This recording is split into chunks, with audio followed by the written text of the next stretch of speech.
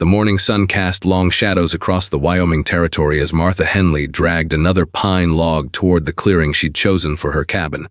Her hands, already rough from 3 weeks of this back-breaking work, gripped the rope until her knuckles went white. The log scraped against the rocky ground, leaving a trail in the dirt that would be smoothed away by the next wind. She paused to wipe the sweat from her brow with the back of her sleeve, her calico dress already stained with pine sap and mud. From his vantage point on the ridge above, Thomas Wade watched the lone woman struggle with timber that would challenge most men. His horse shifted beneath him, sensing his tension. Tom had been riding this range for the better part of a decade, but he'd never seen anything quite like this determined woman building a homestead with nothing but her own 2 hands and what appeared to be an unshakable will. Martha had arrived in Bear Creek 3 weeks ago on the supply wagon, carrying little more than a worn carpet bag and a leather pouch that clinked with what sounded like her life savings. She'd paid cash for the surveyed plot of land that had sat empty for 2 years, ever since the Hendersons had given up and moved back east after their first brutal winter. The land agent had tried to talk her out of it, explaining that the plot was isolated, that the nearest neighbor was 5 miles away. That winter came early and stayed late in this part of the territory. Martha had simply counted out the bills and signed the deed. Tom urged his horse down the slope, telling himself he was just being neighborly. The truth was more complicated than that. Something about the way Martha moved, the determined set of her shoulders, the careful precision with which she'd chosen each log, reminded him of someone he'd spent the last 3 years trying to forget. The sound of hoofbeats made Martha look up from her work. She'd been expecting this visit eventually.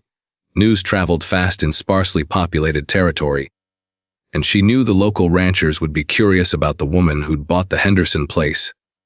She straightened her back and waited as the rider approached, her hand instinctively moving to the small of her back where she kept a derringer hidden beneath her apron. Tom Wade was a tall man, lean in the way that came from years of hard work rather than hardship. His brown hair showed traces of gray at the temples, and his blue eyes held the kind of wariness that comes from seeing too much of life's harsher truths. When he spoke, his voice carried the soft drawl of someone who'd come west from Tennessee or Kentucky. "Mom," he said, touching the brim of his hat, "I'm Tom Wade. I run cattle on the land that borders yours to the north." He paused, seeming to weigh his words carefully. "I couldn't help but notice you're building here all on your own."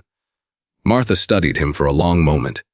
She'd learned to read men quickly during her years as a seamstress in St. Louis before her marriage, before the fever took her husband and the bank took everything else. This one didn't have the predatory look of some of the men who'd approached her in town. His concern seemed genuine, though she'd been fooled before. "I am," she said simply. "Is that a problem for you, Mr. Wade?" Tom shifted in his saddle, surprised by her directness. Most women he knew would have launched into explanations or apologies. "No, ma'am. It's not a problem. I was just wondering if you could use some help. That's heavy timber you're working with." "I appreciate the offer," Martha said, her tone polite but firm. "But I've managed so far." Tom looked at the 4 logs she'd already positioned for the foundation, noting how precisely they'd been notched and fitted.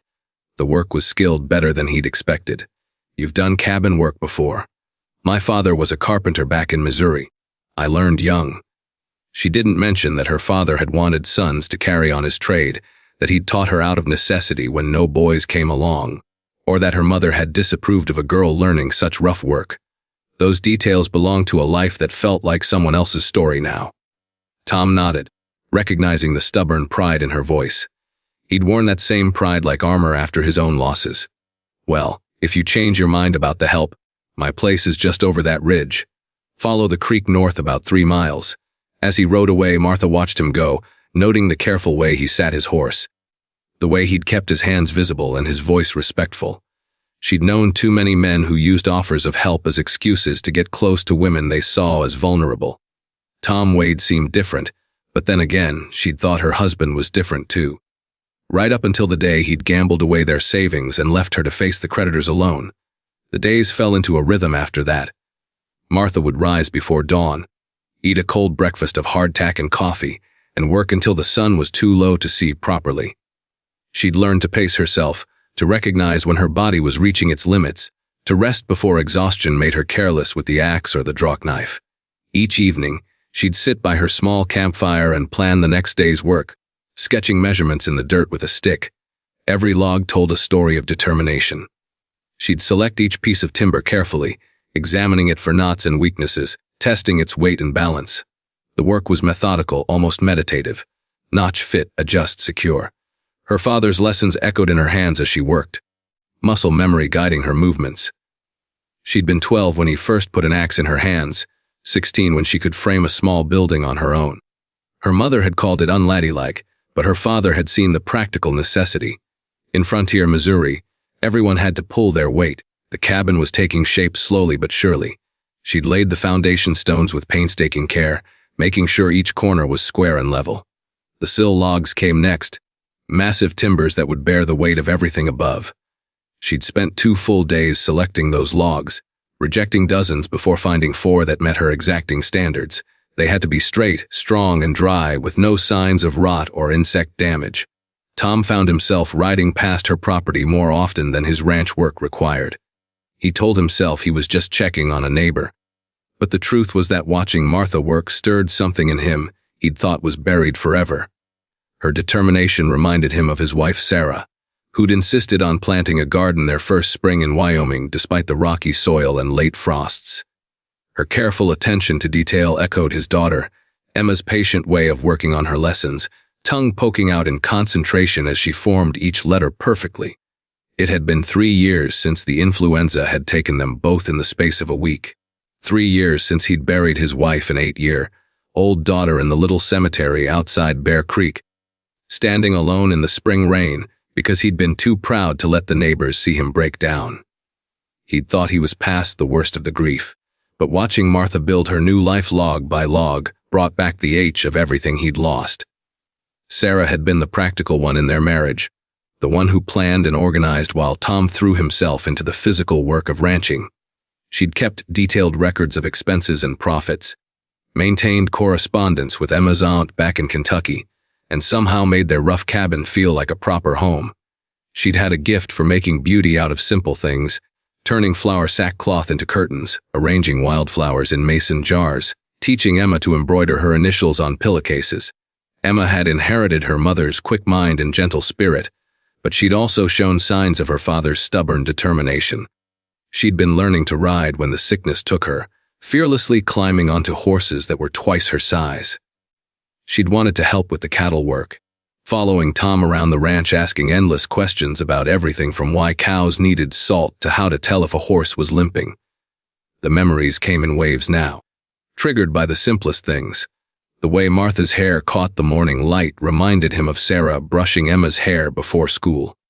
The sound of Martha's axe biting into wood echoed the rhythm of Sarah chopping vegetables for their evening meals. It was painful and comforting at the same time, like pressing on a healing wound.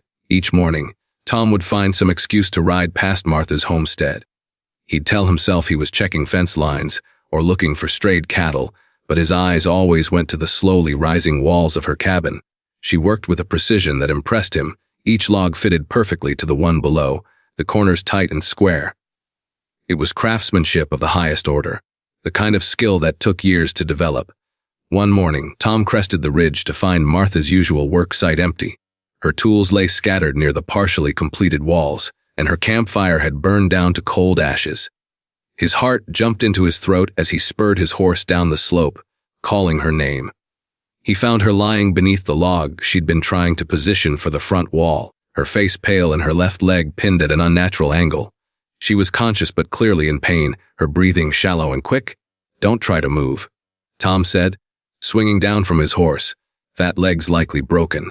Martha gritted her teeth as he carefully examined the injury. "The rope snapped," she managed. "Log rolled right onto me." Tom could see what had happened.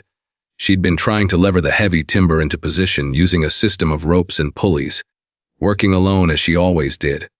The rope had been old, probably weakened by weather and wear.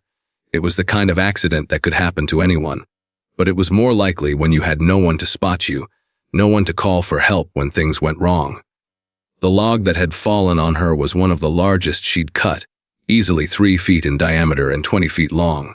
It would have taken 4 strong men to lift it safely. The fact that she'd been attempting to position it alone spoke to both her determination and her desperation to finish the cabin before winter. Tom worked quickly to free her, using his horse and a good rope to lift the heavy timber. Martha bit back a cry as the pressure came off her leg, and Tom could see the break was bad. The bone hadn't broken through the skin, but her leg was already swelling, and it lay at an angle that made his stomach turn. "I need to get you to town," Tom said. "Doc Patterson will need to set that bone proper." "No." Martha's voice was stronger than he'd expected. "I can't afford the doctor. Just help me get back to my camp." Tom stared at her in disbelief. "Mom, that leg needs proper care. If it heals wrong, you'll be lame for life. If I spend my building money on a doctor, I'll freeze to death when winter comes." Martha's eyes held a desperate determination. "I've got some laudanum in my kit. Just help me splint it." Tom had seen that look before. In Sarah's eyes when she'd insisted on getting out of bed to tend to Emma during those final days of fever. It was the look of someone who'd accepted that survival meant making impossible choices. He'd learned not to argue with that kind of determination. Instead, he carefully lifted Martha and carried her to her camp, setting her down gently on her bedroll. She was lighter than he'd expected, all wire and sinew beneath her rough clothes. He found her medical supplies and a bottle of whiskey she'd been saving for the cabin's completion. While she bit down on a leather strap, he set the bone as best he could and splinted it with pine boards and strips torn from his own shirt. The process was agonizing for both of them. Martha's muffled screams through the leather made Tom's hands shake as he worked, but he forced himself to be thorough. He'd set bones before, on injured cattle and horses, but never on a person, never on someone who mattered to him, though he wasn't ready to admit that she mattered yet. "You can't stay out here alone?" Tom said as he worked. "Not with that leg." "I don't have anywhere else to go," Martha replied, her voice hoarse from trying not to scream during the bone setting. Tom finished bandaging the splint and sat back on his heels. He thought about his empty house, with its unused bedrooms and silent kitchen. He thought about Sarah, who'd never turned away anyone in need, who'd insisted they take in the Murphy children for 3 months when their parents died of pneumonia. He thought about the way Martha's stubborn courage reminded him of everything he'd loved about his own family. "You can stay at my place," he said, "just until the leg heals enough for you to get around." Martha studied his face, looking for signs of ulterior motives. She'd learned to be suspicious of men's offers of help, especially when she was vulnerable. "That wouldn't be proper, Mr. Wade. People would talk." "People talk anyway," Tom said. "Besides, I've got a spare room that was my daughter's. You'd have your privacy." The mention of his daughter surprised Martha. She'd assumed he was a bachelor, living alone by choice rather than circumstance. "What happened to her?" "Influenza 3 years back. Took my wife too." Tom's voice was steady, but Martha could hear the old pain underneath. "House has been too quiet ever since." Martha understood that kind of loss. She'd watched her husband waste away from fever. Had held his hand as he made promises he was too sick to keep, had buried him in a pauper's grave because there was no money left for anything better. The silence that followed loss was different from ordinary quiet. It was heavy, oppressive, filled with all the words that would never be spoken and all the laughter that would never be heard. That evening, as Tom helped Martha settle into Emma's old room, she noticed the child's things were still exactly as they'd been left. A rag doll sat on the pillow, its yarn hair neatly braided, its button eyes staring at nothing. A slate with half-finished arithmetic problems leaned against the wall, the chalk numbers growing faint with age. A shelf held a collection of pretty rocks and bird feathers, each item carefully arranged as if Emma might return at any moment to admire her treasures. The room smelled faintly of lavender, from sachets Sarah had made and tucked into the dresser drawers. A small rocking chair sat by the window, where Emma used to sit and read her lessons aloud. Her clothes still hung in the wardrobe, tiny dresses and pinafores that would never be outgrown. "You don't have to explain," Martha said softly. "I understand about losing people." Tom nodded, unable to speak for a moment. It was the first time anyone had been in Emma's room since she died. He'd kept it exactly as she'd left it, dusting the furniture and washing the bedding, but never disturbing the careful arrangement of her belongings. Sarah would have said it was unhealthy, that he needed to let go, but Sarah was gone too, and there was no one left to make him face the truth. Over the following weeks, as Martha's legs slowly healed, she and Tom fell into an easy routine. She insisted on earning her keep by cooking and mending, tasks she could manage while seated. Tom would come in from his ranch work to find meals waiting and his torn clothing neatly repaired. It was a domestic rhythm he'd forgotten he missed. The simple pleasure of having someone to share the day's events with, someone who cared whether he made it home safely. Martha proved to be an excellent cook, turning Tom's simple supplies into meals that reminded him of his mother's kitchen back in Tennessee. She had a gift for making a little go a long way, stretching beans and salt pork into hearty stews, turning flour and lard into biscuits that were light as clouds. She worked quietly, efficiently, her movements economical and sure. She also had a talent for organization that transformed Tom's bachelor chaos into something approaching order. She arranged his kitchen so that everything had its place, sorted his scattered papers into neat piles, and mended not just his clothes but his household linens as well. The changes were subtle but significant, making the house feel more like a home than it had since Sarah's death. They talked during the long evenings, sharing stories of their former lives. Martha told him about her husband's gambling, about the gradual realization that the man she'd married was not the man she'd thought she knew. She spoke of losing their small house in St. Louis, of working as a seamstress to pay his debts, of the long nights when she'd sewn by candlelight while he was out at the card tables. "I kept thinking I could save him," she said one night, her fingers busy with a tear in Tom's shirt. "That if I just worked harder, earned more money, showed him how much I loved him, he'd change. But you can't love someone into being different than they are." Tom understood that kind of hope, the desperate belief that love could fix anything if you just applied enough of it. He'd felt the same way during Sarah and Emma's illness, refusing to accept that some things were beyond human control. Tom spoke of his years building the ranch, of the dreams he and Sarah had shared for their future. He told Martha about Sarah's flower garden, how she'd insisted on planting roses despite the harsh climate, how she'd nursed those bushes through drought and frost until they finally bloomed.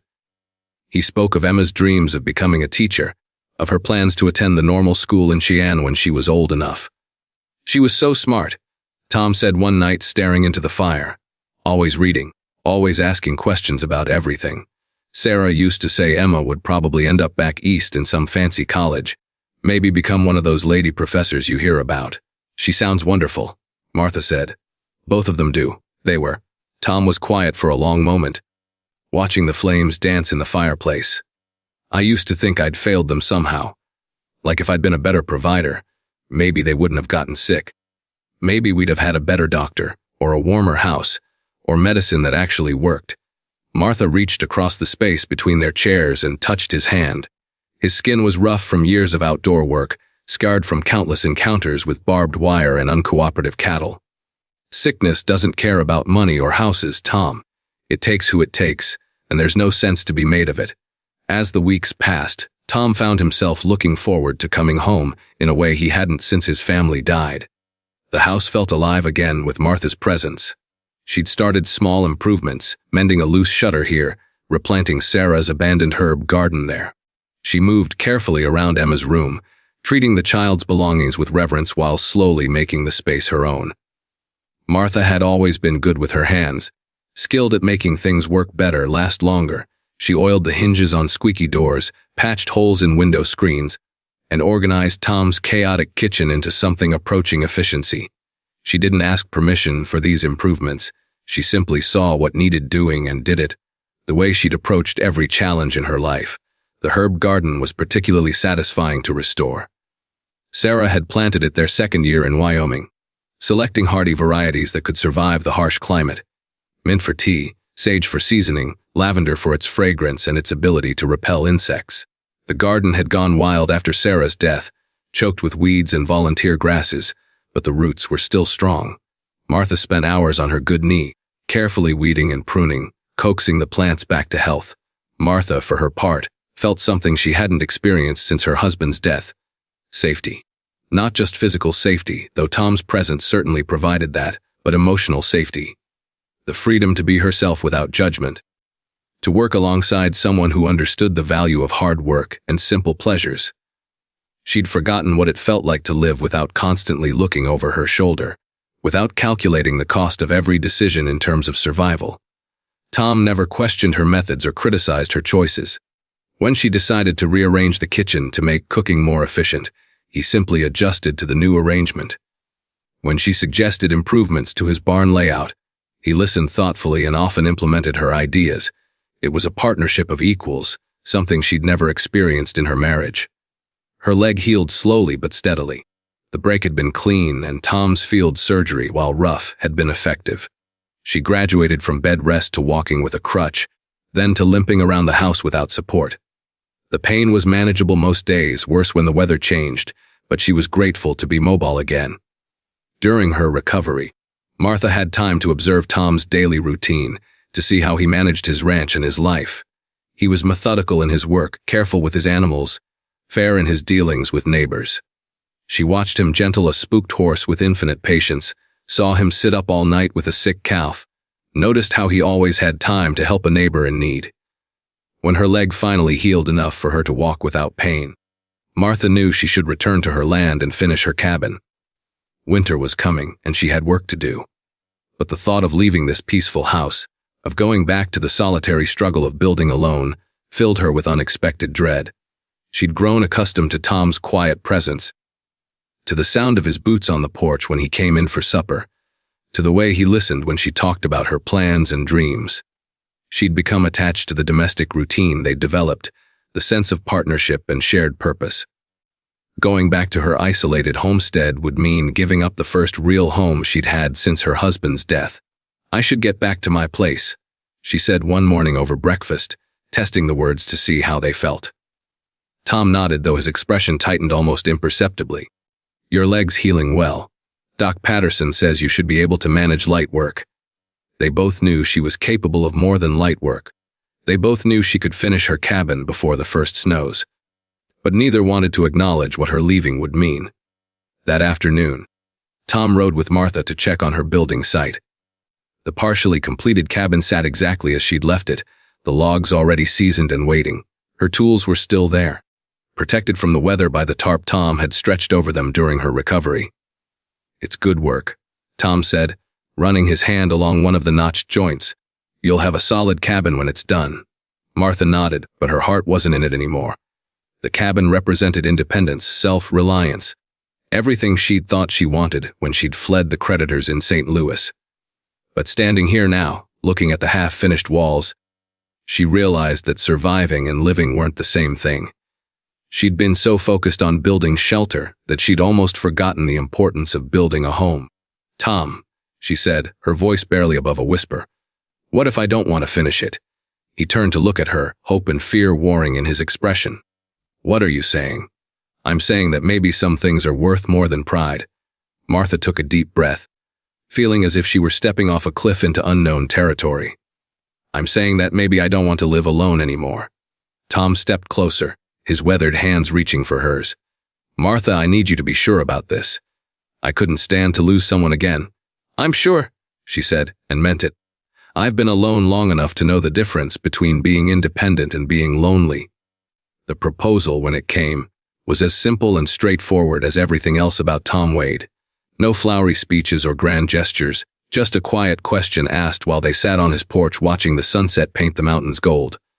"Will you marry me, Martha?" "Yes," she answered without hesitation. "Yes, I will." They were married in Bear Creek's small church on a crisp October morning, with half the town in attendance. Martha wore Sarah's wedding dress, altered by her skilled hands to fit her smaller frame.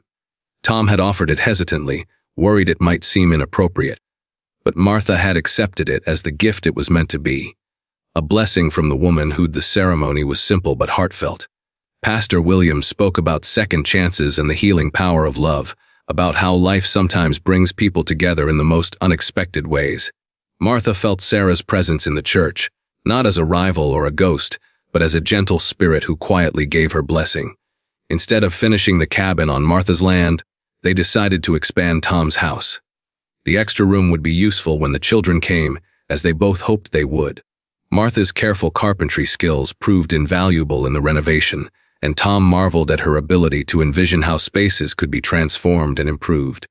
They worked together on the addition, Tom providing the muscle while Martha supplied the technical expertise. It was a true partnership, each contributing their strengths to create something better than either could have built alone. The new room had large windows that faced east to catch the morning sun, and Martha installed built-in shelves for the books she hoped their future children would read. Winter came early that year, but they were ready for it. The house was snug and warm, well stocked with food and fuel. They spent the long evenings reading by the fire, planning improvements for the spring, talking about their hopes for the future. Martha had never known such contentment, such a sense of belonging. On their first Christmas together, Martha hung Emma's stocking alongside theirs, and Tom understood that she wasn't trying to replace his daughter, but to honor her memory. They'd found a way to build a new family while keeping the old one alive in their hearts. Spring brought new challenges and new joys. Martha discovered she was carrying their first child, and Tom's joy was tempered only by his fear of loss. But Martha's pregnancy progressed smoothly, and in late summer, she delivered a healthy son they named Samuel, after Tom's father. The cabin Martha had started was never finished, but it wasn't abandoned either. That spring, Tom and Martha dismantled it carefully, saving every log and board. The timber was good quality, well seasoned and perfectly fitted. It seemed a shame to let it go to waste. The town of Bear Creek had been talking for years about building a proper schoolhouse.